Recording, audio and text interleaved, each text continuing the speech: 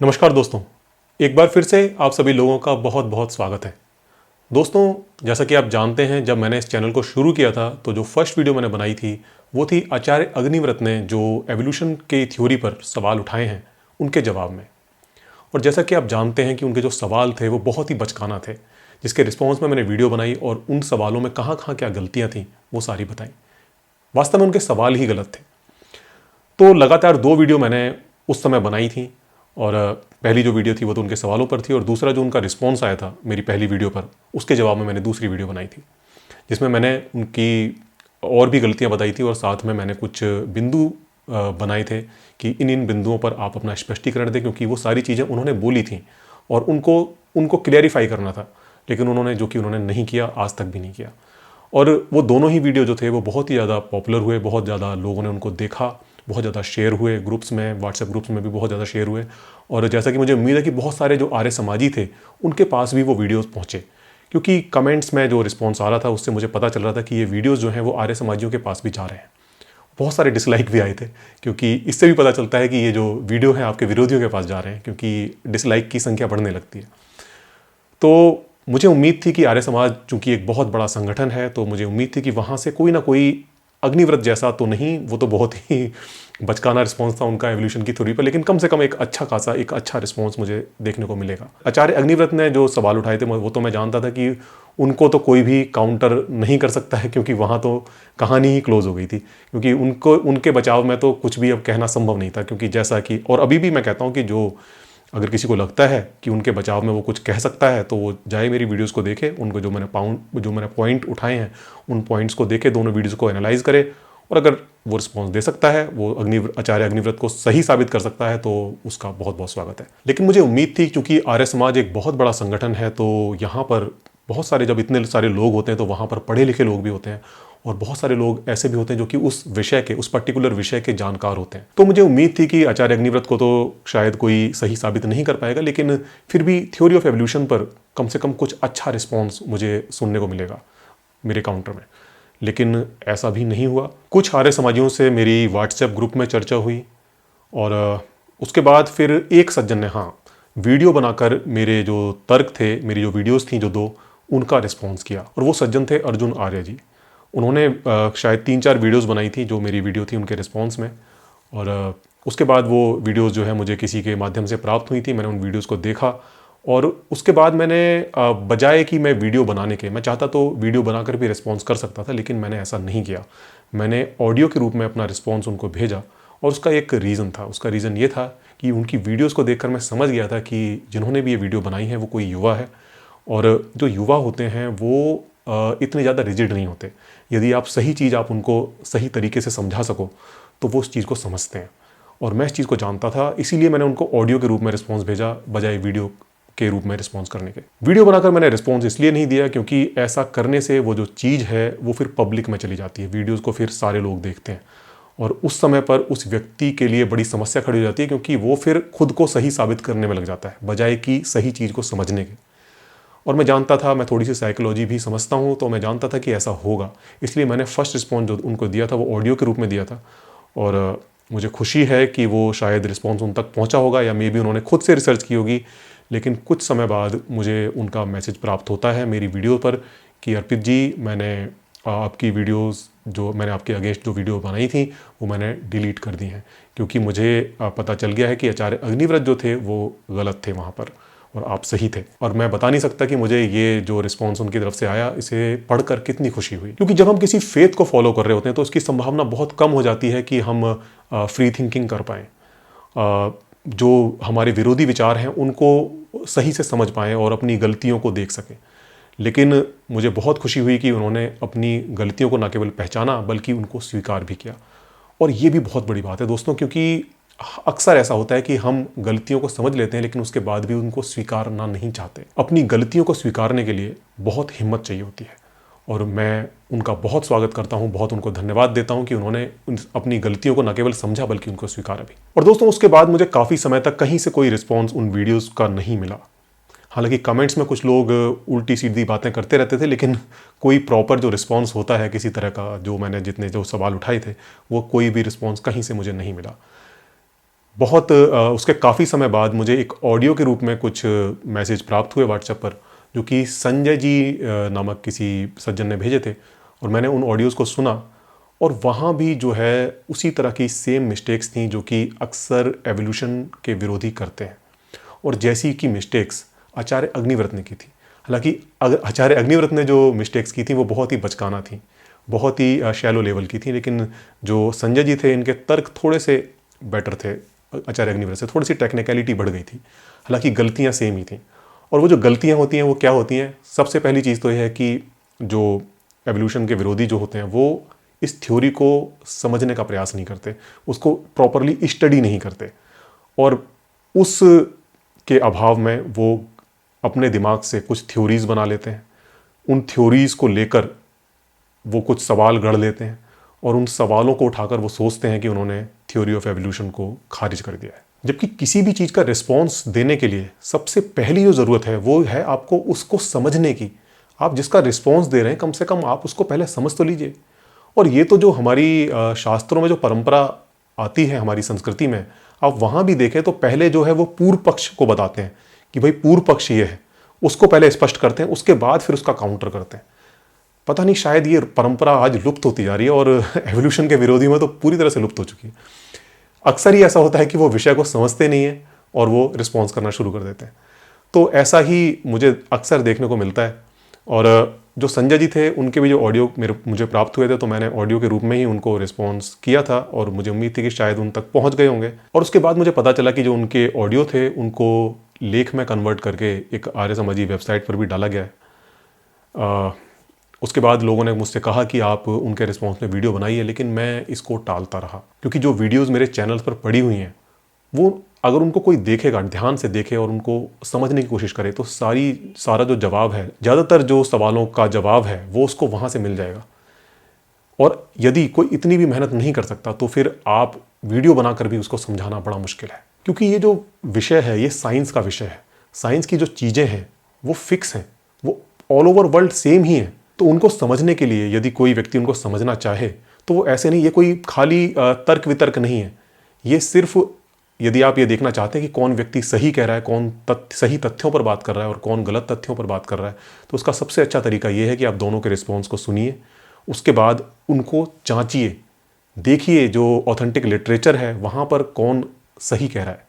यदि आप इतनी मेहनत कर सकते हैं तो आप सही चीज़ समझ सकते हैं। यदि आप इतनी मेहनत नहीं कर सकते तो फिर आप यही सोचते रहेंगे कि भाई उसने वीडियो बनाई, तुम वीडियो बना दो, फिर वो वीडियो बना दे। आप इसी में खेलते रहेंगे, लेकिन आपको सच्चाई क्या है वो कभी भी समझ में नहीं आएगी। तो जिस काम को मैं इतने समय से टाल रहा था, आज मुझे उस काम को करना पड़ रहा है, मुझे ये वीडियो बनानी पड़ रही है। और उसका रीज़न ये है कि अभी तक जो चीज़ें सिर्फ ऑडियो के रूप में थी या किसी वेबसाइट पर पड़ी थी, वो चीज़ें अब यूट्यूब पर भी पहुंच गई हैं। और यूट्यूब पर भी जो है अब ये चीज़ें पहुंच रही हैं, और वहाँ पर भी जो हमारा युवा वर्ग है उसको भ्रमित किया जा रहा है एवोल्यूशन को लेकर। और ये चीज़ जो है मुझे फिर परेशान कर रही है, और इसीलिए मैं इस वीडियो को बना रहा हूँ। हाल ही में 2 ऐसे चैनल मेरी जानकारी में आए हैं जो कि मिशन मोड में इस काम को कर रहे हैं। वो एवोल्यूशन पर युवाओं को भरमाने में लगे पड़े हैं, भ्रम में डाल रहे हैं उनको। और जो दोनों ही चैनल हैं वो उनके ज़्यादातर जो तर्क हैं वो उन्हीं संजय जी के तर्कों को ही प्रस्तुत कर रहे हैं। एक जो चैनल है वो तो संजय जी को ही एज अ गेस्ट बुलाकर और वहाँ पर उनका लाइव के रूप में उनके विचारों को रख रहे हैं। और जो एक दूसरा चैनल है वो भी संजय जी के विचारों को कॉपी करके एक वीडियो के रूप में प्रस्तुत कर रहे हैं।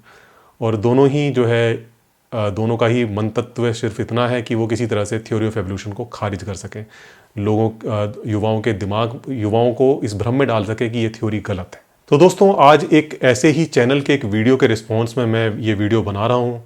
जो वीडियो है उस चैनल पर, उसका जो थंबनेल है उस पर एक टाइटल है जो ये कहता है कि उस वीडियो में डार्विन के विकासवाद का संपूर्ण खंडन कर दिया गया है। तो दोस्तों, आइए फिर शुरू करते हैं। और ये जो वीडियो है वो थोड़ी सी लंबी हो सकती है, क्योंकि मैं कोई तैयारी करके नहीं बैठा हूँ, मैं सीधा ऐसे ही आके बैठ गया हूँ और जो मैं वीडियो देखता जाऊँगा साथ के साथ, और जो भी उसमें जो गलतियाँ हैं वो मैं आपको इस वीडियो के माध्यम से बताता जाऊँगा।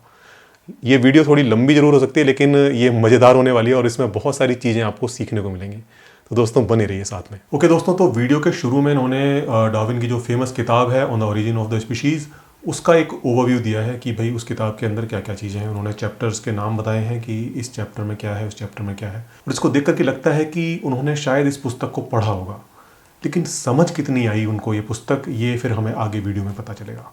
तो आगे फिर वो चर्चा बढ़ाते हैं और सीधे ही पूंछ पर आ जाते हैं कि जो डार्विन है, उन्होंने पूंछ के मानव जो पूर्वज हैं उनकी पूंछ किस तरह से गायब हुई, उसके बारे में क्या लॉजिक दिए हैं। और वो कहते हैं कि डार्विन ने ऐसा कहा है कि वो पूंछ धीरे धीरे करके गायब हुई, और दूसरा लॉजिक दिया है कि आधी पूंछ गायब हुई, फिर गायब हो गई, या पूरी ही गायब हो गई। पता नहीं यार, मैंने तो कभी ऐसा पढ़ा नहीं कि डार्विन ने ऐसा कोई लॉजिक दिया हो, बट ठीक है, अगर ये कह रहे हैं तो चलो इस बात को कंसिडर कर देते हैं। आगे फिर ये जो है उस पर और चर्चा करते हैं और बताते हैं कि जो पूंछ गायब होने के जो लॉजिक हैं, पूंछ जो है किस तरह से लुप्त हुई, उसके बारे में जो डार्विन है वो क्या थ्योरी देता है। तो जिसमें उन्होंने बताया कि डार्विन ने नेचुरल सिलेक्शन और म्यूटेशन के बारे में बताया कि इससे जो है कोई भी जो चेंज आते हैं ऑर्गेनिज्म के अंदर वो इसी के आते हैं, और ये बात सही है।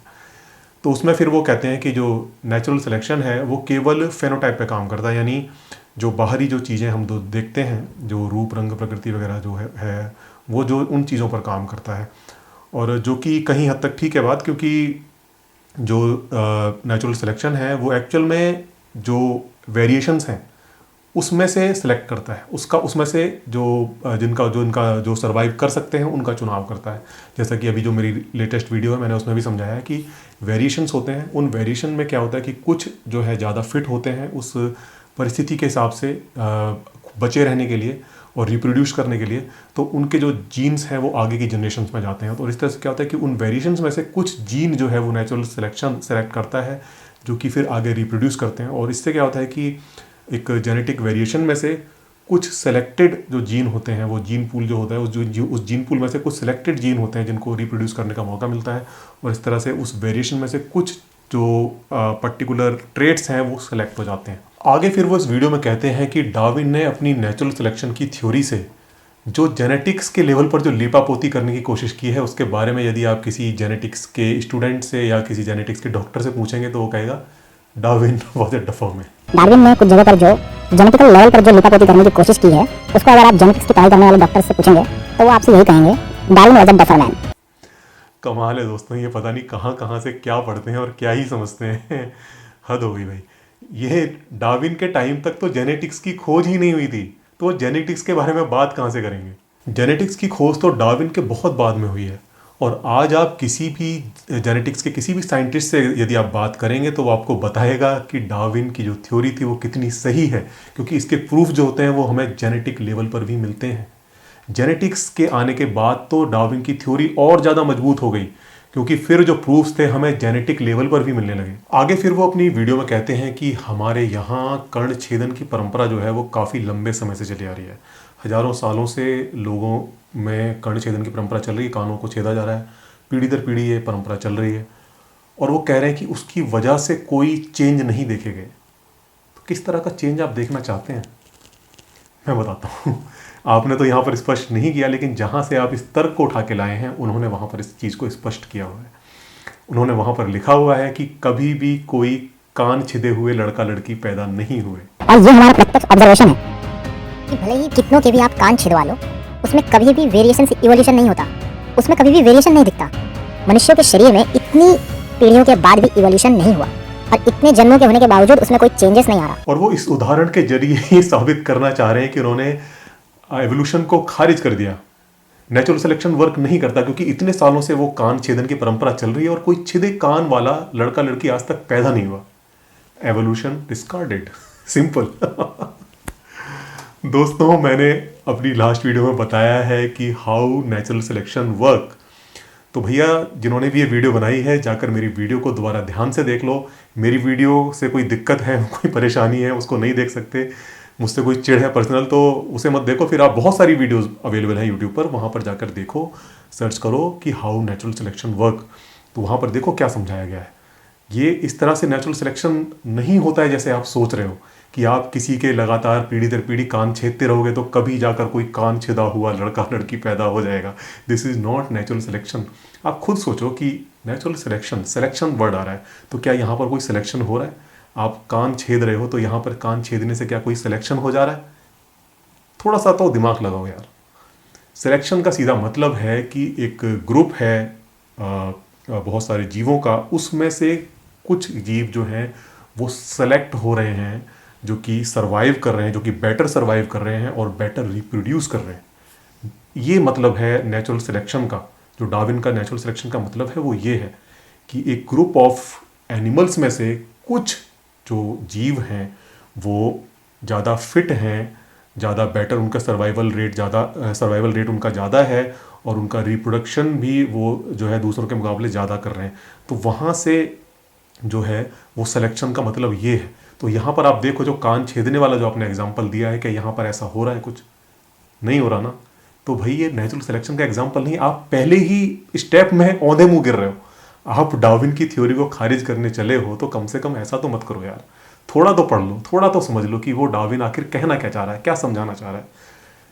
ऐसा अगर करोगे तो कम से कम आप एक अच्छी वीडियो, कम से कम एक लॉजिकल वीडियो बना पाओगे यार। इस तरह से वीडियो बनाकर सोच रहे हो कि डार्विन को आपने खारिज कर दिया। और संजय जी भी, जो मुझे आश्चर्य है कि वो इतनी बड़ी मिस्टेक कैसे कोई कर सकता है। वो तो देखने में मुझे पढ़े लिखे से लगते हैं, पता नहीं कैसे ऐसी मिस्टेक कर सकते हैं कि वो नेचुरल सिलेक्शन के उदाहरण के रूप में वो कान छेदने का उदाहरण दे रहे हैं। आगे फिर वो डार्विन की थ्योरी को खारिज करने के लिए एक और ज़बरदस्त उदाहरण देते हैं। वो कहते हैं कि डार्विन ने कहा था कि हम जो गाय भैंस पालते हैं उनके थन जो हैं यूज़ करने की वजह से बड़े हो गए, जबकि आई डोंट थिंक डार्विन ने ऐसा इस तरह से कुछ कहा होगा। हमारे जो कैटल्स हैं जिनका कि हम दूध पीते हैं, उनके जो थन हैं उनका साइज जो बड़ा होने का कारण है वो इसलिए नहीं कि हम उनको दूहते हैं, उनको यूज़ करते हैं तो उसकी वजह से वो खिंच के बड़े हो गए, ऐसा नहीं हुआ है। थनों के जो बड़े होने का कारण है वो ये है कि जो भी पशु जिनका कि हम दूध पीते हैं उनमें से हमने लगातार सिलेक्शन किया है, हमने लगातार उन नस्लों को आगे बढ़ाया है जो कि दूध ज़्यादा देती हैं। आज भी यदि आप किसी पशुपालक से बात करेंगे तो आपको बताएगा कि जब भी वो अपनी गाय भैंसों को गर्भधान कराता है तो उसके लिए वो बेहतर नस्ल का, अच्छी नस्ल का जो नर है उसकी खोज करता है, उसको ढूंढता है कि वो मिल जाए, क्योंकि उसे पता है कि यदि अच्छी नस्ल का वो नर उसके लिए लेके आएगा तो जो बच्चा पैदा होगा वो भी ज़्यादा दूध उत्पादन करने वाला होगा। और इसीलिए अब यदि आपने कुछ समय पहले ध्यान दिया हो, हरियाणा में एक भैंसा था, सुल्तान करके नाम था, मैंने तो न्यूज़पेपर में पढ़ा था, तो उसकी डिमांड बहुत ज़्यादा थी क्योंकि वो बहुत ही मुर्रा नस्ल का, बहुत ही अच्छा किस्म का भैंसा था और जिसका जो सीमन था वो बहुत महंगा बिकता था। तो इसी तरह का जो सिलेक्शन है वो हम लगातार अपने पालतू पशुओं, अपनी फसलों के साथ करते हुए आए हैं, क्योंकि ये हमारे पूर्वजों को समझ आ गया था कि यदि बेहतर नस्ल का बीज होता है या बेहतर नस्ल को हम आगे बढ़ाते हैं, रिप्रोड्यूस कराते हैं, तो उससे एक बेहतर नस्ल पैदा होती है। यदि हम डार्विन की थ्योरी से इसको समझना चाहें कि जो थनों का जो साइज है वो क्यों बड़ा हुआ, तो उसका कारण ये है, उसका कारण इस तरह का सिलेक्शन है। आगे फिर यह उदाहरण देते हैं कि हम देखते हैं कि गाय भैंसों की नाकों को काफ़ी समय से नाथा जा रहा है, यानी उसमें बीच में एक होल कर दिया जाता है जिससे कि रस्सी निकलती आर पार। तो वो कह रहे हैं कि ऐसा कई पीढ़ियों से करा जा रहा है, पीछे कई हजार सालों से ऐसा हो रहा है, लेकिन उसके बाद भी उनमें कोई बदलाव नहीं आया। तो मैं समझता हूँ कि बार बार मुझे एक ही चीज़ को एक्सप्लेन करने की ज़रूरत नहीं होनी चाहिए। आप समझ सकते हैं कि नेचुरल सिलेक्शन किस तरह से काम करता है, और जिस तरह से आप सोच रहे हैं कि नाक में आप लगातार छेद करते रहेंगे तो उससे जो है आपको आगे कभी किसी जनरेशन में जाकर कोई छिदी हुई नाक वाला कोई पशु आपको प्राप्त हो जाएगा, तो ऐसा नहीं होगा। नेचुरल सिलेक्शन इस तरह से काम नहीं करता। This is not how natural selection work. पहले यदि मुझे उम्मीद थी कि आपने शुरू में डार्विन की किताब का पूरा इंट्रोडक्शन दिया और मुझे लगा कि शायद आपने इसको पढ़ा होगा, हो सकता है आपने पढ़ा हो, लेकिन इस बात का मुझे पूरा यकीन है कि आपने समझा उसे रत्ती भर भी नहीं। ओके दोस्तों, आगे फिर वो अपनी इस वीडियो में फ्रूट फ्लाई एक्सपेरिमेंट की बात करते हैं, और वो ऐसा कहते हैं कि एक ऐसा फ्रूट फ्लाई एक्सपेरिमेंट हुआ था जो कि 1910 में शुरू हुआ और 2010 तक चलता रहा, यानी 100 ईयर्स तक चला। और इस दौरान बहुत सारी जो फ्रूट फ्लाई थी उनकी पीढ़ियाँ लैब में पैदा की गई और उनको बहुत सारे म्यूटेशन के प्रयोग उनके साथ किए गए, उनको रेडिएशन में रखा गया, उनको म्यूटेंट खिलाए गए, और यह प्रयोग 100 साल तक चलता रहा। तो इस ड्रोसोफिला प्रयोग को लगभग 100 वर्ष हो गए हैं। इस दौरान इनको रेडियो एक्टिव माहौल में रखा गया था और फिर हानि रहित वातावरण में भी रखा गया, ठंडी गर्मी में भी रखा गया, और भोजन में भी बहुत सारे म्यूटेंट्स मिला करके खिलाए गए। मुझे नहीं पता ऐसा कौन सा प्रयोग हुआ था, मेरी जानकारी में ऐसा कोई भी प्रयोग नहीं हुआ जो कि 100 साल तक इतने लंबे समय तक चला हो और इस दौरान ये सब जो फ्रूट फ्लाइज हैं उनके साथ किया गया हो। इन्होंने एक लिंक भी दिया है, उन्होंने एक अपनी वीडियो में बोला है कि मैंने एक डिस्क्रिप्शन में लिंक दिया है, आप वहाँ पर जाकर इसको पढ़ सकते हैं। तो मैंने वो लिंक पढ़ा, लेकिन उस लिंक में भी ये जो बात कर रहे हैं उसके बारे में कुछ भी नहीं कहा गया है। वो जो लिंक है, उस लिंक में जो भी लेख है, जो पेपर है, वो सिर्फ इतना कहता है कि fruit fly as a lab organism जो हम स्टडी करते हैं अपनी लैब्स में अक्सर, क्योंकि फ्रूट फ्लाई को बहुत ज़्यादा जेनेटिक्स में यूज़ किया जाता है, जेनेटिक्स को स्टडी करने के लिए बहुत ज़्यादा यूज़ किया जाता है। तो वहाँ पर वो जो प्रयोग करते हैं तो उन प्रयोग के क्या मेथड हैं, उनकी क्या क्या फाइंडिंग्स हैं, और जो एक एज अ लैब ऑर्गेनिज्म जो फ्रूट फ्लाई है वो कितना यूज़फुल है, तो इन सब के बारे में वो जो पेपर है पूरा बात करता है। और यहाँ ये जो वीडियो में जो बातें कह रहे हैं, ऐसा तो कुछ भी वहाँ पर नहीं लिखा हुआ है। ये लोग मतलब ऐसा कैसे कर सकते हैं यार? कोई आप लिंक दे रहे हो, कम से कम उस लिंक को खोल के पढ़ तो लो उसे एक बार कि वहाँ पर लिखा हुआ क्या है। आपने बड़े शान से जाके लिंक पेस्ट कर दिया अपने डिस्क्रिप्शन में, और ये बताते हुए कि ये वहाँ पर लिखा हुआ है, आप जाके पढ़ लेना। अरे तुम तो पढ़ लो पहले, दूसरों को क्या पढ़ने को क्या बोल रहे हो? आपने खुद पढ़ा नहीं है, दूसरों को कह रहे हो वो जाके पढ़ लें। और मैंने पढ़ा तो वहाँ पर ऐसा कुछ भी नहीं लिखा हुआ। और जो आपके जो दर्शक हैं उनको आपको उम्मीद होगी कि वो तो जाके पढ़ने वाले ही नहीं है, और आपने खुद भी नहीं पढ़ा क्योंकि और आप जो बातें कह रहे हो वैसा कुछ भी नहीं, और ना ही ऐसा कोई प्रयोग हुआ है जो कि इतने लंबे समय तक चला है और जिसमें कि रेडिएशन दिया गया फ्रूट फ्लाइज को और म्यूटेंट खिलाए गए, ऐसा कुछ भी नहीं हुआ। हाँ, एक प्रयोग जरूर ऐसा हुआ है जिसको कि हम मुलर एक्सपेरिमेंट के नाम से जानते हैं। एक जो साइंटिस्ट थे, पूरा नाम तो नहीं पता, मुलर के उनका नाम मुलर था, इतना ही समझ लेना, बाकी सर्च कर लेना। मुलर एक्सपेरिमेंट से आप सर्च करोगे तो आपको मिल जाएगा। तो उन्होंने क्या करा था, उन्होंने यही किया था, उन्होंने जो फ्रूट फ्लाई थी उसको रेडिएशन में रखा था, और उसके बाद उन्होंने पाया था कि वो उसके अंदर म्यूटेशंस हुए। तो इस प्रयोग को करने का मतलब उनका ये नहीं था कि वो ये देखना चाहते थे कि उसमें कोई बेनिफिशियल म्यूटेशंस होते हैं कि नहीं। वो सिर्फ ये सिद्ध करना चाहते थे कि जो रेडिएशन है उसकी वजह से जो जीन्स हैं उसके अंदर म्यूटेशन आते हैं, और उन म्यूटेशंस की वजह से जो फिजिकल फीचर्स हैं उसके अंदर बदलाव ऑब्जर्व किए जाते हैं। तो ये उन्होंने प्रयोग किया था, और उसके लिए शायद उनको नोबेल भी मिला था, जहाँ तक मेरी जानकारी है, बाकी आप चेक कर लेना। तो ये उसका मकसद था। उसका मकसद ये बिल्कुल भी नहीं था कि ये दर्शाना हो किसी तरह से कि कोई लाभदायक म्यूटेशन होता है कि नहीं होता है।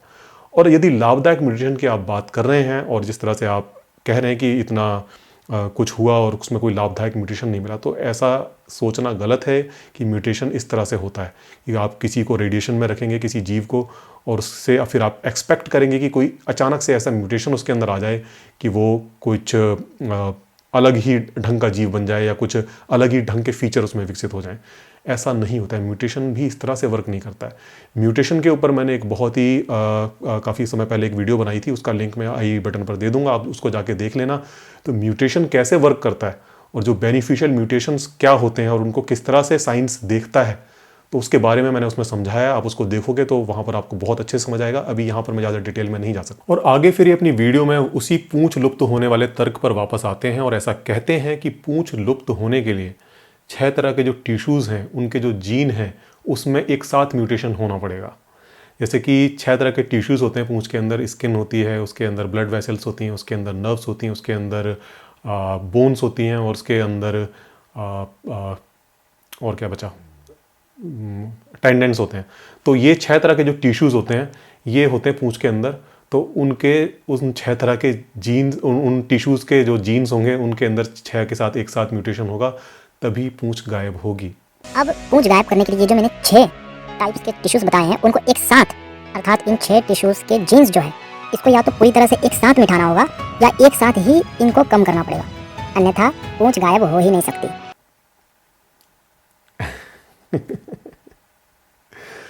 दोस्तों, ऐसा नहीं होता। ये देखिए, मैंने शुरू में आपको बताया था कि लोग क्या करते हैं। ये अपने ही दिमाग से थ्योरी बनाते हैं, फिर उस पर सवाल उठाते हैं और उससे सोचते हैं कि उन्होंने एवोल्यूशन की थ्योरी को खारिज कर दिया है। दोस्तों, इस तरह से जो जेनेटिक्स के बारे में यदि ये थोड़ा सा स्टडी करते और एम्ब्रियोलॉजी के बारे में थोड़ा सा स्टडी करते, तो उनको पता चलता कि इस तरह से this is not how jeans work. ऐसा नहीं होता है कि हमारे जो बॉडी है उसके अंदर हर अंग के टिश्यू का अलग अलग कोई जीन सेट है हमारे डीएनए में। ऐसा नहीं है। स्किन किस तरह से बनानी है, इसकी जानकारी जीन में कहीं पर है। बोन किस तरह से बनानी है, इसकी कहीं जानकारी है। ब्लड वेसल्स किस तरह से बनाने हैं, इस तरह की इसकी जानकारी है। और ये जो सारे जो इस तरह जो टिश्यूज़ होते हैं ना, ये थोड़ा बहुत डिफरेंस के साथ एक जैसे ही होते हैं। और कहाँ पर इनको इस जानकारी को कहाँ पर किस तरह से यूज करना है, उसके लिए कुछ अलग तरह के जीन्स होते हैं। जो हमारा जीनोम है उसका एक बहुत बड़ा पार्ट उन जीन्स का है जो कि कोई प्रोटीन नहीं बनाते। जो कि जिनका कि फंक्शन जो है वो रेगुलेटरी है, जो अदर जीन्स हैं जो कि प्रोटीन बनाते हैं उनको रेगुलेट करते हैं। और इसी वजह से जो कहाँ पर किस तरह से किस टिश्यू, इसको आप एक सरल एग्जांपल से आपको मैं बताता हूँ कि जैसे बच्चे होते हैं, वो लीगो टॉय आपने देखा होगा, छोटे छोटे ब्लॉक्स होते हैं, उनको अलग अलग साइज़, अलग अलग शेप, अलग अलग कलर्स के वो ब्लॉक्स होते हैं और उनको जोड़ तोड़ कर बच्चे जो हैं वो अलग अलग तरह की शेप के टॉयज़ बनाते हैं। या फिर एक और अच्छे उदाहरण से आपको समझाऊँ कि जैसे पेंटर है कोई, उसके पास रंगों का एक सेट है और उसमें कि कुछ 10-12 कलर्स हैं और उन्हीं कलर्स का वो यूज़ करके पेंटिंग को बनाता है। हमारे जो जीन्स हैं जो कि अलग अलग टिश्यूज़ को बनाते हैं, उनको आप इस तरह से समझिए कि वो कलर्स का सेट है। और कुछ जो अदर जीन्स हैं जिनको हम रेगुलेटरी जीन्स कहते हैं, वो चीज़ है जो कि ये बताते हैं कि कहाँ पर किस कलर की कूंची को किस तरह से किस शेप में कहाँ पर कितना चलाना है। तो ये इस दो तरह के जीन्स होते हैं। तो जो हमारे जो पूंछ के जो जीन है, वो ऐसा नहीं है कि वहाँ पर जो टिश्यूज़ के कहीं अलग अलग जीन हैं और उनमें एक साथ म्यूटेशन होगा तब वो गायब होंगे। जो रेगुलेटरी जीन है उनमें आया कोई थोड़ा बहुत डिसफंक्शन, वो रेगुलेटरी जीन जो कि खास तौर पर पूंछ के डेवलपमेंट के लिए जिम्मेदार है, यदि उसमें कहीं थोड़ा बहुत कहीं कुछ ऐसे म्यूटेशन आ जाता है तो उसकी वजह से वो पूरा अंग गायब हो सकता है। पूंछ के गायब होने के लिए 6 तरह के जीन्स में एक साथ म्यूटेशन की बिल्कुल भी ज़रूरत नहीं है। और इसके बहुत सारे एग्जाम्पल्स हैं हमारे पास। जैसे कि जब ह्यूमन एम्ब्रियो डेवलप होता है तो अपने डेवलपमेंट के शुरुआती चरणों में चाहे मेल का एम्ब्रियो हो, चाहे वो फीमेल का एम्ब्रियो हो, वो दोनों ही एक जैसे ही होते हैं। लेकिन डेवलपमेंट की एक स्टेज पर जहाँ पर SRY जीन जो है वो एक्टिव हो जाता है और जो मेल होता है फिर वो वहाँ पर कुछ हार्मोन्स हैं, उनका जो स्राव है वो ज़्यादा होता है, जिसकी वजह से जिस एम्ब्रियो में Y क्रोमोसोम होता है वहाँ पर वो भ्रूण जो होता है वो फिर एक नर के रूप में विकसित होने लगता है। और कई बार क्या होता है कि ऐसी डेवलपमेंट की स्टेज पर जो हार्मोन है उसका प्रॉपर फंक्शन नहीं कर पाता या किसी वजह से उसका स्राव कम होता है, तो उसकी वजह से क्या होता है कि वो जो एम्ब्रियो डेवलप होता है वो एक नपुंसक की तरह डेवलप होता है। उसका क्या होता है, उसके जो मेल ऑर्गन्स होते हैं वो डेवलप नहीं हो पाते। कई बार तो पूरा मेल ऑर्गन ही नहीं होता है कोई भी। तो यहाँ से आप समझिए कि यहाँ पर ऐसा नहीं हुआ कि जो उसके जो मेल ऑर्गन्स को बनाने वाले जो टिश्यूज़ के जो जीन थे उनमें कोई अलग अलग म्यूटेशन एक साथ हो गया। ऐसा नहीं हुआ, बल्कि हुआ क्या कि कुछ हार्मोन्स की गड़बड़ी हुई जिसकी वजह से जो रेगुलेटरी जीन्स हैं वो प्रॉपर फंक्शन नहीं कर पाए, जिसकी वजह से वो पूरा ऑर्गन जो है वो डेवलप नहीं हो पाया। अगर हम अपनी बात करें यानी इंसानों की बात करें तो उनके अंदर पूंछ के जो डेवलपमेंट है उसके लिए जो जीन जिम्मेदार हैं वो इंटैक्ट कंडीशन में मौजूद हैं, लेकिन उनको रेगुलेट करने वाले जीन जो उनका रेगुलेटरी फंक्शन है वो कहीं ना कहीं इफेक्ट हो गया है, जिसकी वजह से जो ह्यूमन एम्ब्रियो है उसमें डेवलपमेंट की एक स्टेज तक हल्की सी पूंछ डेवलप होती देखी जाती है। उसके बाद में जो शरीर है उसको सोख लेता है, वो ख़त्म हो जाती है, आगे डेवलप नहीं होती। वो उसका कारण यही है कि जो रेगुलेटरी फंक्शन है वो कहीं ना कहीं डिस्टर्ब हो गया है। और इसके बहुत सारे अदर उदाहरण भी हमें मिलते हैं कि रेगुलेटरी फंक्शन डिस्टर्ब हो जाने की वजह से किस तरह से कुछ जो चीज़ें थी जो कि पहले ह्यूमन जो कि हमारे एंसेस्टर में पाई जाती थी वो कि अब हमारे बॉडी में है। तो साइंटिस्ट ने उस प्रॉपर म्यूटेशन को देखा है जो कि दोनों के अगर जीनोम यदि हम कंपेयर करते हैं तो हमें पता चलता है कि वहाँ वो बिल्कुल एग्जैक्ट लोकेशन पर कहाँ पर कौन से जीन में कहाँ पर म्यूटेशन हुआ है वो एग्जैक्ट पिन पॉइंट जो साइंटिस्ट हैं, जेनेटिक्स जो साइंटिस्ट हैं, उन्होंने देखा है, उसको खोजा है और जिसकी वजह से हमारे अंदर वो प्रॉपर फंक्शन नहीं करता है। आगे फिर वो वीडियो में कहते हैं कि जिस दौरान जायगोट बनता है यानी स्पर्म और एग का मिलन होता है और वो एक जायगोट बनाते हैं, तो उस दौरान यदि म्यूटेशन होगा तभी वो असर करेगा। बट एक्चुअल में इस तरह से नहीं होता।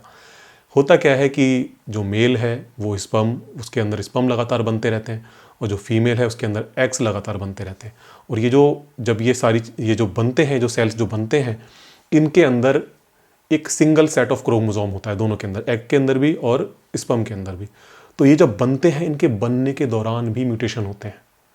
तो इनके बनने के दौरान जो म्यूटेशन होते हैं वो म्यूटेशन जब वो जायगोट बनता है तो वो म्यूटेशन उस समय भी प्रभावित होते हैं। और वास्तव में यही जो है म्यूटेशन का जो सही जो तरीका है वो इसी तरह से होता है।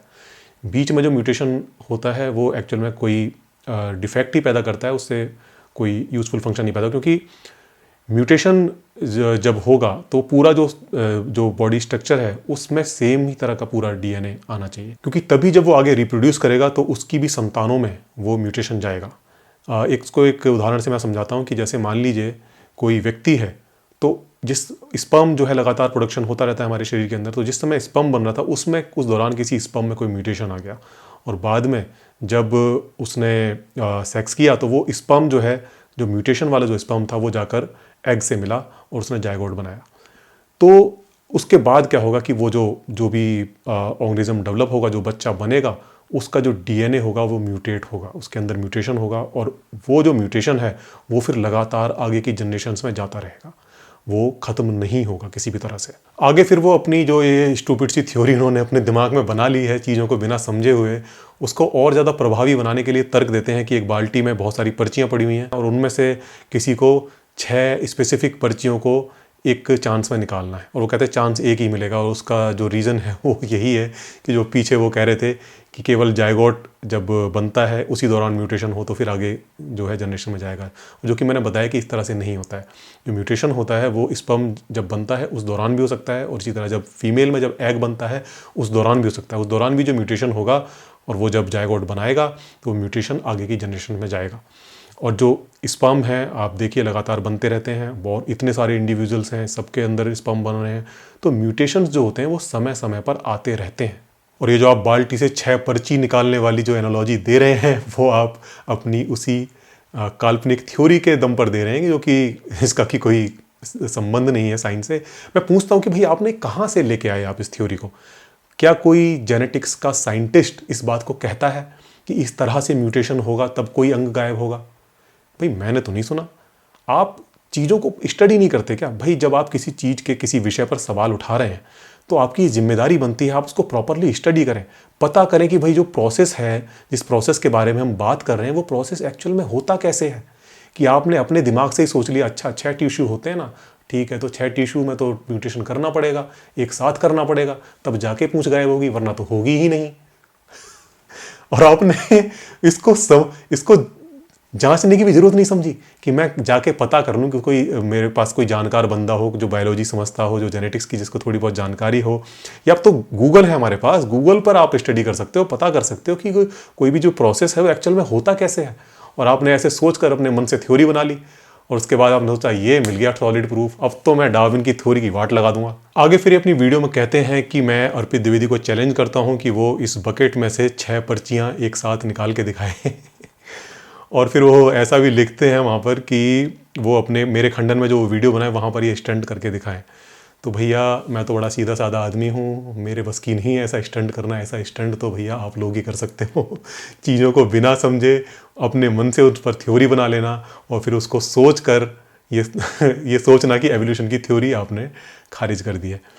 तो ये इसका एग्जाम्पल कुछ इस तरह का है कि जैसे कि कोई व्यक्ति ये दावा करे कि उसने रामायण पूरी पढ़ ली है और उसके बाद दूसरों से सवाल करे कि अच्छा बताओ जी सीता किसका बाप था।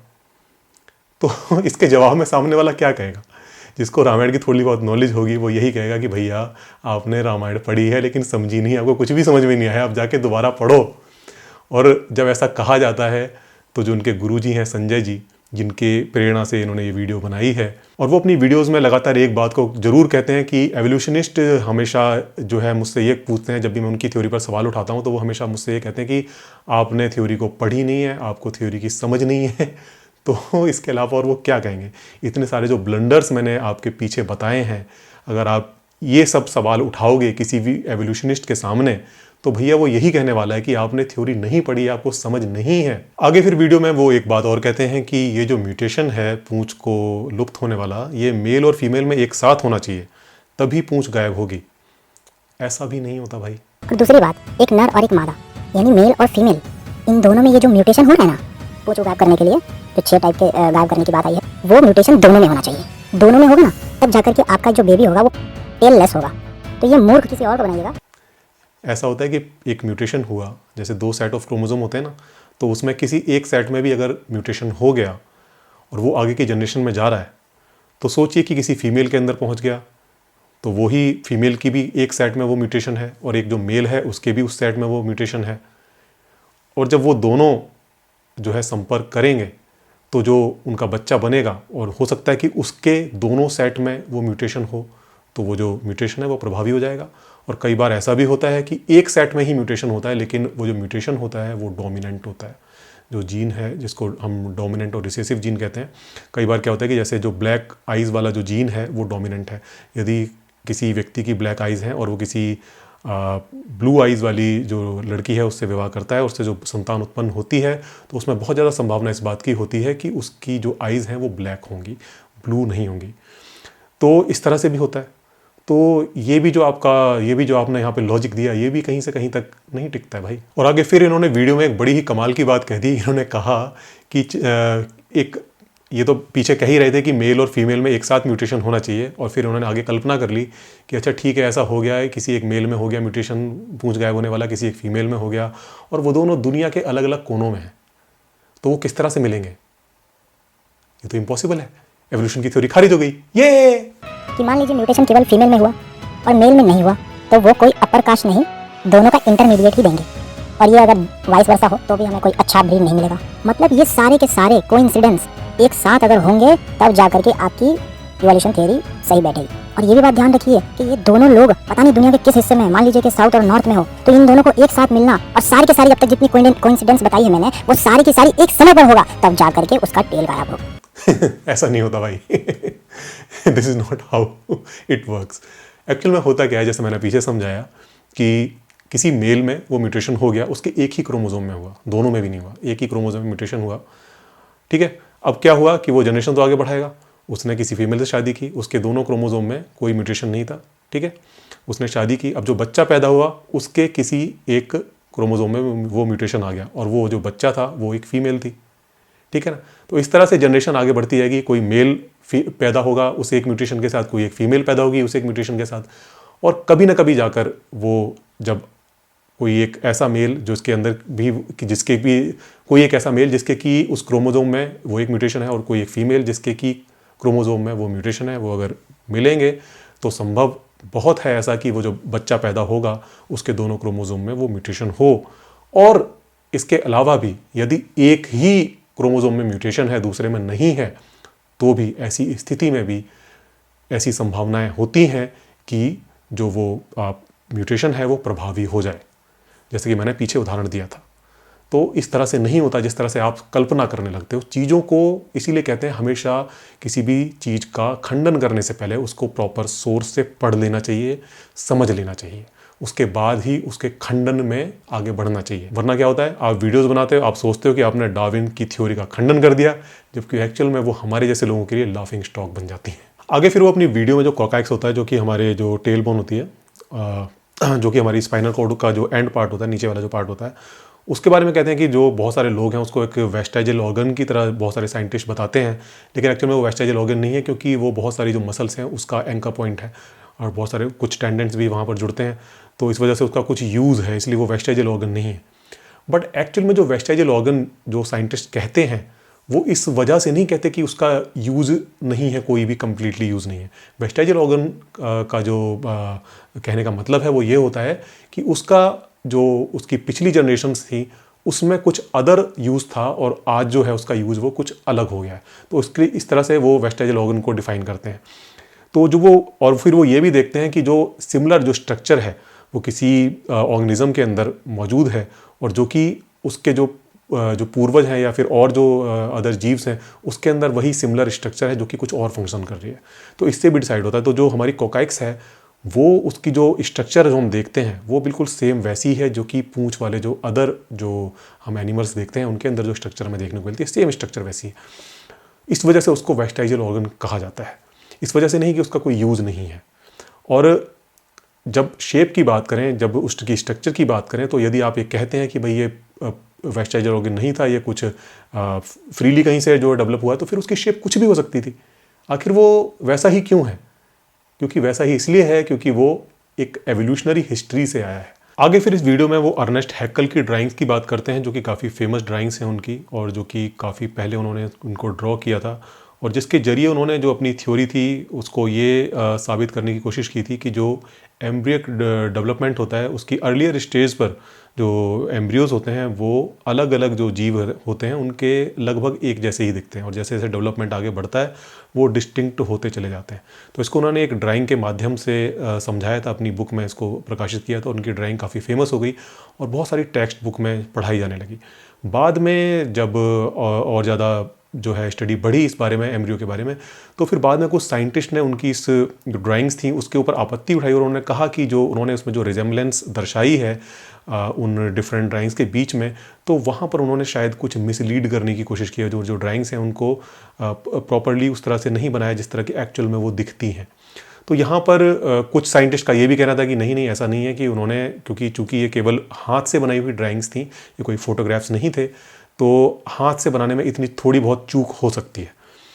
तो यहाँ पर इस तरह का थोड़ा सा विवाद था साइंटिस्ट के बीच में, और इस विवाद को जो क्रिएशनिस्ट थे उन्होंने उठा लिया और उन्होंने इसको इस तरह से पेश करना शुरू कर दिया कि ये कोई साइंस के नाम पर बहुत बड़ा फ्रॉड चल रहा है, लोगों को मिसलीड करा जा रहा है, जबकि ऐसी बात बिल्कुल भी नहीं थी। जो अर्नेस्ट हैकल जो कहना चाहते थे वो पॉइंट आज भी वैसा ही बरकरार है। अगर आप किसी भी एम्ब्रियो की जो एम्ब्रियोनिक डेवलपमेंट की जो अर्लियर स्टेज हैं उनको अगर आप कंपेयर करेंगे, तो अर्लियर स्टेज में जो डिफरेंट ऑर्गेनिज्म हैं उनके जो एम्ब्रियोज हैं वो कुछ कुछ एक जैसे लगते हैं, रिजेंबल करते हैं। और उसका भी एक रीज़न है कि क्योंकि सब जो है एक एवोल्यूशनरी हिस्ट्री से आए हैं, इस वजह से उनके अंदर ये रिजेम्बलेंस देखने को मिलती है। और इस चीज़ को जो हम आज की जो बायोलॉजी है वो एक्सेप्ट करती है, और यहाँ तक कि जो फेलोजेनेटिक ट्री जो हम ड्रॉ करते हैं उसमें भी इस इस तरह की जो सिमिलैरिटी जो है उसको कंसीडर करा जाता है। आगे फिर अपनी वीडियो में वो कॉमन डिसेंट पर सवाल उठाते हैं, और वो कहते हैं कि डार्विन का ये कहना कि ये जो जितनी भी हम बायोडाइवर्सिटी देखते हैं वो सारी एक ही जीव से उत्पन्न होकर इतने अलग अलग रूपों में परिवर्तित हो गए, ऐसा कैसे हो सकता है? क्योंकि हम तो देखते हैं कि नीम के पेड़ से केवल नीम उत्पन्न होता है, आम के पेड़ से केवल आम उत्पन्न होता है। हम जाति में परिवर्तन नहीं देखते, वर्ण में थोड़ा बहुत परिवर्तन दिखता है। तो उसका कारण ये है कि हमारे ऑब्जर्वेशन का पीरियड बहुत कम है। यदि हमारा ऑब्जर्वेशन का पीरियड बहुत ज़्यादा हो तो हम बड़े परिवर्तनों को भी देख सकते हैं। लेकिन आप खुद सोचिए कि अभी जो साइंटिफिक जो डेवलपमेंट हुआ है वो पिछले 150-200 सालों का ही है। जो तो हमारा जो ऑब्जर्वेशन जो पीरियड है, जब जिस समय से हमने ठीक से प्रकृति को ऑब्जर्व करना शुरू करा है साइंटिफिक नज़रिए से, वो मात्र 200 साल का पीरियड है। तो 200 साल का जो पीरियड है वो आप किसी भी जियोलॉजिस्ट के पास जाइए और उसको बताइए कि 200 साल का पीरियड जो है वो अर्थ की हिस्ट्री में कितना मायने रखता है। 200 साल का जो पीरियड है वो अर्थ की हिस्ट्री में 1 सेकंड का भी मायने नहीं रखता है। जो अर्थ की जो इतनी लंबी हिस्ट्री है 4.5 बिलियन ईयर्स की, सोचिए कितना लंबा समय है, उसमें आप 200 साल का ऑब्जर्वेशन करके ये स्टेटमेंट देने लगें कि भाई कोई ऐसा बड़ा परिवर्तन नहीं होता है कि कोई नई स्पीशी बन जाए। छोटे परिवर्तन जो होते हैं, जो माइक्रो लेवल का जो एवोल्यूशन है, वही लंबे समय में जाके मैक्रो लेवल का एवोल्यूशन हो जाता है। और छोटे स्तर के जो परिवर्तन हैं वो भी काफ़ी बड़े परिवर्तन आप देख सकते हैं अपने जीवन के समय में। आप देखिए जो डॉग्स की इतनी डिफरेंट वैरायटीज़ हैं, ये सब जो है इसी सिलेक्शन का ही परिणाम है, जो कि सिलेक्शन हमने किया है। हमारा जो जितने भी फूड रिसोर्स है, जितना कि जो भी चीज़ें हम खाते हैं, जो भी पशु हम पालते हैं, उनके अंदर भी आपको बहुत बड़े बड़े बदलाव देखने को मिलते हैं। आप देखिए खाने की चीज़ों की, एप्पल की ही कितनी वैरायटी है, गेहूँ की कितनी वैरायटी है। और ये जो वैरायटीज़ हैं इनका जो अगर यदि आप मूल खोजने जाएंगे, मैंने अपनी जो लेटेस्ट वीडियो है उसमें भी बताया है कि जो उनकी जो जंगली प्रजातियां हैं उनमें और जिन प्रजातियों को हमने सिलेक्शन के द्वारा डेवलप किया है उनमें कितना फ़र्क आ गया है। ये बहुत बड़ा फ़र्क है इतने शॉर्ट पीरियड ऑफ टाइम में। तो सोचिए जब ये पीरियड बहुत लंबा होगा तो ये चेंज कितना ज़्यादा आ सकता है। जो लोग एवोल्यूशन को इसलिए खारिज करते हैं, ये कहकर खारिज करते हैं कि हमने एवोल्यूशन अपने आंखों से होता हुआ नहीं देखा, या हमने नहीं देखा कि कोई स्पीशी नई इवॉल्व हो गई एवोल्यूशन के थ्रू, तो उनको ये समझना चाहिए कि आपके ऑब्जर्वेशन का जो पीरियड है वो बहुत ही छोटा है। ये कुछ ऐसा है, यदि मैं उदाहरण दूं, कि आप किसी बच्चे को 1 दिन ऑब्जर्वेशन में रखें और उसके बाद ये स्टेटमेंट दे दें कि बच्चे के अंदर कोई परिवर्तन नहीं पाया गया और इसलिए बच्चा विकसित होकर एडल्ट बनता है, ये बात एकदम झूठ है। डार्विन ने जब कॉमन डिसेंट की बात की थी उस समय तक जेनेटिक्स की खोज नहीं हुई थी, और जब जेनेटिक्स की खोज हुई और जब इस बारे में स्टडीज़ बढ़ी, रिसर्चेस बढ़ी, तो हमें पता चला कि ये जो कॉमन डिसेंट वाली बात है ये जेनेटिक्स के लेवल पर भी प्रूफ होती है। और इसका एक बहुत ही अच्छा उदाहरण मैंने अपनी एक वीडियो में दिया है, मैं उसका लिंक ऊपर डाल दूंगा, आप उसको जाके देखिएगा। लास्ट में वो वाला जो उदाहरण है मैंने दिया है, तो आप स्किप करके भी देख सकते हैं कि जो रेट्रोवायरसेस होते हैं, जो म्यूटेशंस होते हैं, वो हमें बताते हैं कि किस तरह से जो कॉमन डिसेंट है वो प्रूफ होता है। एक अभी यहाँ पर मैं इतने डिटेल में नहीं जा सकता, एक छोटा सा आपको उदाहरण दे देता हूँ कि जो म्यूटेशंस होते हैं उन म्यूटेशन से भी हम ट्रैक कर सकते हैं कि हमारा जो अभी आजकल जो डीएनए होता है, डीएनए में लोग ये ट्रेस कर लेते हैं कि आपका जो एंसेस्ट्री है वो कहाँ से है। मतलब ऐसा भी हो सकता है कि कोई यहाँ का व्यक्ति हो और उसके अंदर यूरोप के जीन हो। तो ये एंसेस्ट्री है जो ट्रैक करते हैं साइंटिस्ट, ये म्यूटेशन के द्वारा ट्रैक करते हैं। क्योंकि कुछ म्यूटेशंस हैं, क्योंकि म्यूटेशन जो है इतनी जल्दी जल्दी नहीं होते हैं, समय लेते हैं होने में, तो जो म्यूटेशन है वो पर्टिकुलर उसी जगह पर है। और वही जो म्यूटेशन यदि सेम किसी जगह पर सेम उसी जीनोम में उसी जगह पर पाया जाता है किसी अदर व्यक्ति के अंदर, तो उससे पता चलता है कि वो दोनों व्यक्ति जो हैं वो कहीं ना कहीं रिलेटेड हैं आपस में। और इसी तरह से ये जो रिलेशन है वो केवल ह्यूमंस में ही हमें नहीं देखने को मिलता है, ये जो रिलेशन है हमारा अदर स्पीशीज़ के साथ भी देखने को मिलता है। बहुत सारे ऐसे म्यूटेशन हैं जो कि चिम्प्स में हैं और जो कि सेम एग्जैक्ट पिन पॉइंट वही म्यूटेशन आपको ह्यूमन के भी उसी जीन में देखने को मिलेगा। और चूंकि हम जानते हैं कि म्यूटेशंस किस तरह से होते हैं, और कई बार तो जो रेट्रोवायरसेस होते हैं उनका जीनोम हमारे अंदर आ जाता है म्यूटेशन के द्वारा। इसका जो पूरा प्रोसेस है मैंने समझाया अपनी वीडियो में, वहाँ पर आप समझ लेना। तो वहाँ पर चलिए एक म्यूटेशन को आप मान सकते हैं कि वो गलती से आ गया होगा सेम दोनों जगह दोनों स्पीशीज़ में, लेकिन पूरा जो वायरस का जीनोम है वो कैसे सेम एग्जैक्ट पिन पॉइंट जगह पर उस जीनोम में आ सकता है दोनों स्पीशीज़ में। तो इससे कॉमन डिसेंट बहुत ही अच्छे से प्रूव होता है। तो जेनेटिक्स के आने के बाद तो कॉमन डिसेंट की जो थ्योरी है उसके ऊपर कोई भी प्रश्न चिन्ह रह ही नहीं गया है। आगे फिर अपनी वीडियो में एक और काल्पनिक थ्योरी अपनी पेश करते हैं जो कि एकदम से नासमझी की उपज है इनकी पिछली थ्योरीज की तरह ही। यहाँ पर ये कहते हैं कि दो जो डिफरेंट स्पीशीज है उनके बीच में क्रॉस ब्रीडिंग होती है तो उससे कोई स्पीशी पैदा होती है, ऐसा डार्विन ने कहा है। ऐसा नहीं कहा है भाई, ऐसे एवोल्यूशन नहीं होता है कि दो स्पीशीज़ के अंदर क्रॉस ब्रीडिंग होती है उसकी वजह से कोई नई स्पीशी बनती है। हालांकि क्रॉस ब्रीडिंग होती है उसकी वजह से जो जीन पूल है उसमें बदलाव आता है, लेकिन जो एवोल्यूशन है वो इस तरह से नहीं होता है। एवोल्यूशन, नेचुरल सिलेक्शन और म्यूटेशन इन्हीं के द्वारा होता है। क्रॉस ब्रीडिंग की वजह से हमें वेरिएशन मिल जाता है, बट एट लास्ट उस पर जो है नेचुरल सिलेक्शन को वर्क करना पड़ेगा। नई स्पीशीज जो है इस तरह से क्रॉस ब्रीडिंग के थ्रू नहीं बनती। क्रॉस ब्रीडिंग जो है वो जीन पूल में बदलाव ला सकता है। तो यहाँ तक तो सही है। और फिर ये कहते हैं एक और यहाँ पर बात कहते हैं कि जो हॉर्स और म्यूल का उदाहरण देते हैं कि हॉर्स जो है वो एक अपर स्पीशी है और जो डंकी है वो एक लोअर स्पीशी है। भाई ये अपर और लोअर स्पीशी जैसा साइंस में कुछ भी नहीं होता। जितनी भी स्पीशी आज इस दुनिया में मौजूद हैं वो सारी एक सक्सेसफुल स्पीशी हैं, उसमें कुछ अपर लोअर स्पीशी जैसा नहीं होता। ये समझना ये भी एक बहुत बड़ी भ्रांति है जो अक्सर बहुत सारे लोग हैं वो भी समझने से चूक जाते हैं कि भाई ह्यूमन जो है वो कोई टॉप लेवल की स्पीशी नहीं है जो कि बिल्कुल कहीं चोटी पर बैठा हुआ है और बाकी जो स्पीशी है उससे नीचे है और जिनका कि लक्ष्य है वो किसी तरह से इवॉल्व होकर ह्यूमन बन जाए। ऐसा नहीं होता। सभी के एवोल्यूशन के अपने अपने रास्ते हैं, सभी अपने अपने रास्तों पर अलग अलग तरह से विकसित होते हैं। ये कोई इसके बीच में कोई लीनियर स्टेज नहीं है कि वो अलग अलग स्टेज से होता हुआ लास्ट में ह्यूमन बन जाएगा। तो यहाँ पर कोई अपर लोअर स्पीशी नहीं है।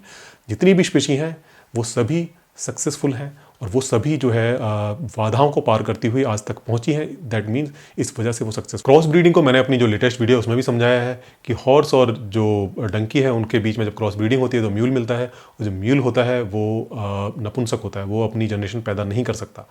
और इसको इस तरह से मैंने समझा है कि जो डिफरेंट स्पीशीज़ हैं वो किस तरह से डेवलप होती हैं। देखिए दोनों को मिलाकर क्रॉस ब्रीड तो हो पा रहा है, इसका मतलब है कि वो दोनों क्लोजली रिलेटेड हैं क्योंकि तभी जाइगोट बन पा रहा है। अदरवाइज तो अगर डिफरेंस ज़्यादा होता तो स्पर्म भी जो है एग को फर्टाइल नहीं कर पाता अगर डिफरेंस बहुत ज़्यादा होता।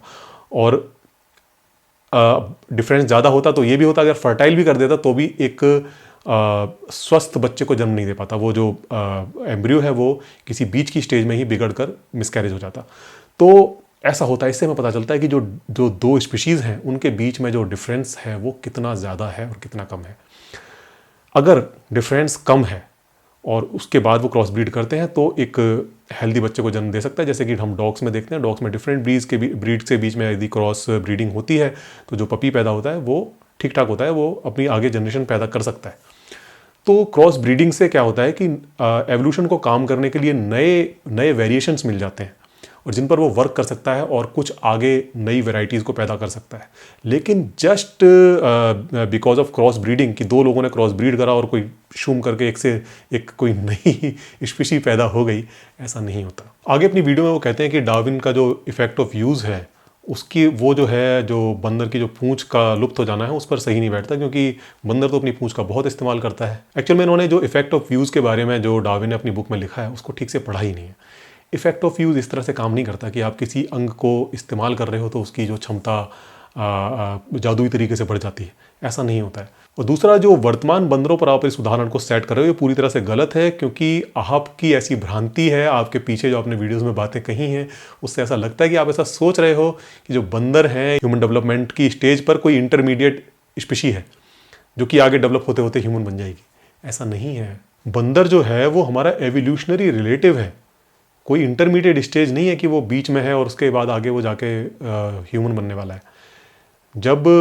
यदि हम पीछे जाएंगे तो हमें एक कॉमन एंसेस्टर मिलेगा जहाँ से कि जो शाखाएं हैं अलग अलग हो जाती हैं। एक शाखा आगे डेवलप होते हुए बंदरों की प्रजातियों के रूप में विकसित होती है, दूसरी एक शाखा आगे जाती है जहाँ से फिर एप्स की एक शाखा निकलती है, वो अलग अलग तरह के एप्स विकसित होते हैं। फिर एक शाखा आगे बढ़ती है, उस शाखा से बहुत सारे होमोनिड्स जो है जन्म लेते हैं और उसके बाद फिर उनमें से कई सारी शाखाएं निकलती हैं, लास्ट में जाकर फिर वो ह्यूमन के वर्तमान ह्यूमन के रूप में डेवलप होती हैं। तो जो एवोल्यूशन है वो इस तरह से होता है। तो जो वर्तमान में जो बंदर मौजूद हैं ये कहीं कोई इंटरमीडिएट स्टेज नहीं है जिसको आप समझ रहे हो। और पूंछ का जो उदाहरण आप दे रहे हो वो इसलिए गलत है क्योंकि बंदरों से हमारा कोई सीधा संबंध नहीं है। बंदर और हम ये दोनों एक कॉमन एंसेस्टर से आए हैं। तो बंदर यदि पूंछ का ज़्यादा इस्तेमाल कर रहा है तो हो सकता है कि वो जब कॉमन एंसेस्टर से जब वो अलग हुआ है तो वहाँ से फिर वो इस्तेमाल उसका बढ़ता गया और जो कि आज हमें देखने को मिलता है। जबकि एक दूसरा जो कॉमन एंसेस्टर से जो अदर जो शाखाएं निकली हैं उनमें ऐसा हो सकता है कि पूंछ का उपयोग उतना ना रहा हो। और जो इफेक्ट ऑफ यूज़ है वो यूज़ करने का जो आप भ्रांति है वो इस तरह से पूंछ नहीं डेवलप या गायब होती है कि वो उसको अंग को आप यूज़ करते हैं। इफेक्ट ऑफ यूज़ को यदि सही तरह से डिस्क्राइब किया जाए तो इफेक्ट ऑफ यूज़फुलनेस है। यदि कोई अंग है जिसका कि इस्तेमाल उसके सर्वाइवल के लिए ज़रूरी है तो फिर वो जो अंग या क्षमता है वो एवोल्यूशन उसको संरक्षित रखता जाता है। लेकिन यदि किसी स्टेज पर आकर वो जो स्पीशी है वो उस अंग या क्षमता का उपयोग नहीं करती है या कम करती है, और चूँकि जिस तरह के नए नए चैलेंजेस स्पीशीज़ के सामने आते रहते हैं उसमें वो नए नए तरह से जो है उनको फेस करती है और उसमें कुछ अंग जो होते हैं वो ज़्यादा उपयोगी हो जाते हैं, कुछ अंगों का उपयोग कम हो जाता है। तो इस दौरान क्या होता है कि जिन अंगों का उपयोग कम हो जाता है वो फिर एवोल्यूशन उनको आगे संरक्षित नहीं रखता। क्योंकि होता क्या है कि अलग अलग, जैसा मैंने बताया अपनी वीडियोस में, कि अलग अलग वैरायटीज़ को लगातार जो अलग अलग वैरायटीज़ हैं लगातार पैदा होती रहती हैं और उनमें से एवोल्यूशन उनको सेलेक्ट करता रहता है। तो यदि किसी म्यूटेशन की वजह से कोई ऐसा जीव पैदा होता है जिसकी पूंछ छोटी है, कम है या नहीं है और उससे उसको कोई बेनिफिट मिलता है तो नेचुरल सिलेक्शन उसको सिलेक्ट करेगा और वो चेंज आगे की जनरेशन में जाएगा। क्योंकि वो जो डेवलपमेंट हुआ है या जो भी नई क्षमता आई है उसकी वजह से उसको सर्वाइवल में मदद मिली है, और सर्वाइवल में मदद मिलेगी तो क्या होगा, वो सर्वाइव करेगा, रिप्रोड्यूस करेगा और वही जो जेनेटिक चेंज है वो आगे की जनरेशन में जाएंगे और उस जैसे फीचर वाले और ज़्यादा बच्चों को आगे पैदा करेंगे। आगे फिर ये कहते हैं कि मैं ऐसा कहता हूँ कि आप डार्विन की थ्योरी को चैलेंज नहीं कर सकते। बिल्कुल आप चैलेंज कर सकते हैं, लेकिन आप चैलेंज सही तरीके से कीजिए। सबसे पहला स्टेप है कि सबसे पहले तो आप इस थ्योरी को समझिए, ये थ्योरी क्या है, क्या कहती है, और बाकी इसके साथ साथ फिर जो अदर चीज़ें हैं, यदि आप जेनेटिक्स में जा रहे हैं तो फिर जेनेटिक्स के बारे में आपको पढ़ना पड़ेगा। यदि आप एमरोलॉजी की बात कर रहे हैं तो एमरोलॉजी को आपको पढ़ना पड़ेगा।